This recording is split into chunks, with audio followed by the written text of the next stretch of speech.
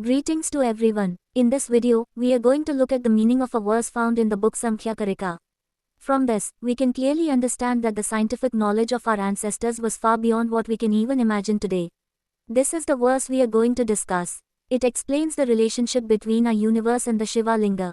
According to this, the inert universe has two bodies, the gross body, big body, and the subtle body, Sukshma Sharira.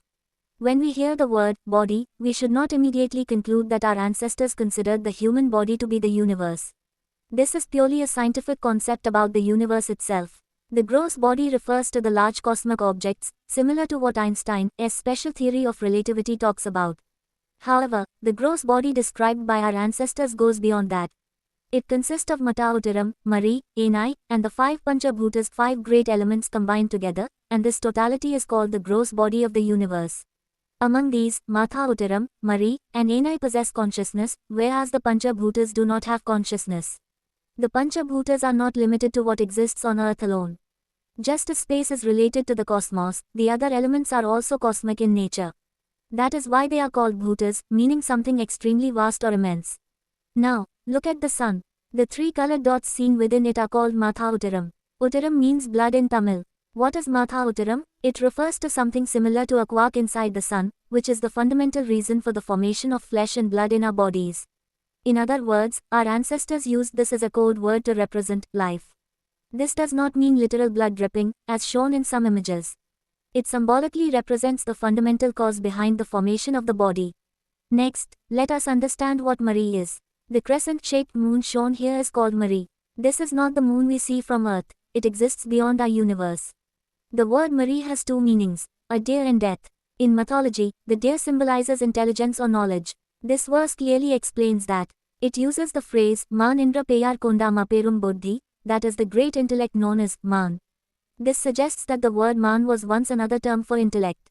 That is why, even today in Tamil Nadu, intelligent people are called Buddhiman. The ruler of this moon is Indra Deva, and he is often depicted with a crescent moon behind him. His vehicle is a deer, and in some images, he is shown seated on a deer. This signifies that even these cosmic entities possess intelligence. You may have heard the saying that the world will be destroyed by water. Here, water refers to this concept. That is why the term Mari is also associated with death. What exists above is called the cosmic egg or the world. This is why myths symbolically describe the universe as floating on water. This structure exists beyond our visible cosmos. Even though we worship the gross body as divine, it is still perishable. Now, before understanding Enai, let us look at what the subtle body is. According to this verse, the subtle body consists of Man, Ahankaram, Enai, and the five Tanmatras, totaling 8 components.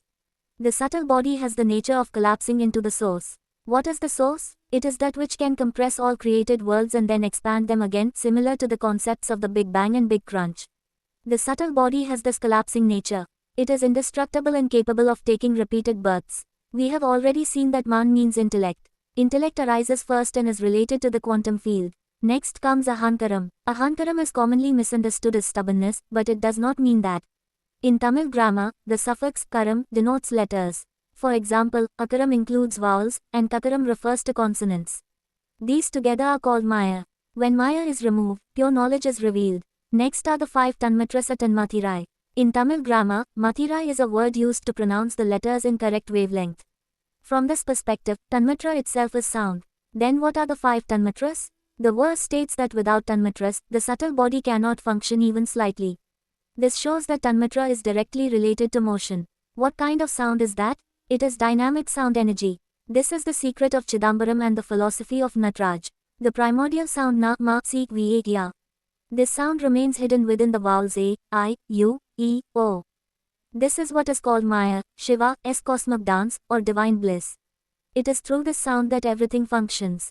The Thirumantaram also says that the 8 directions function through the sound Shiva. Every object in our universe functions due to the sound of Shiva.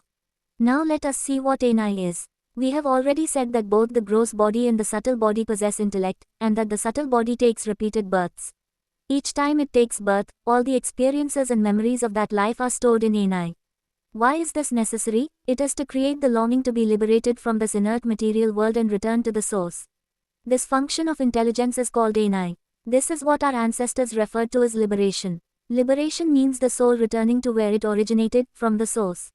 That is what this verse conveys. Now let us look at the relationship between the gross body and the subtle body.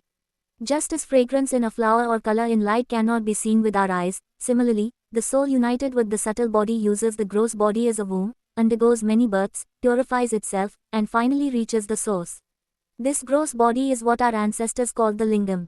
The overall form of the gross body resembles the linga. This gross body is formed based on the subtle body. That is why they called it the Shivalingam.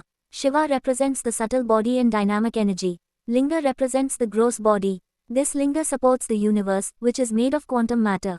This is the immeasurable wisdom of our ancestors. They did not live in the simple way we often imagine. They must have lived with an extraordinarily advanced level of technology and understanding.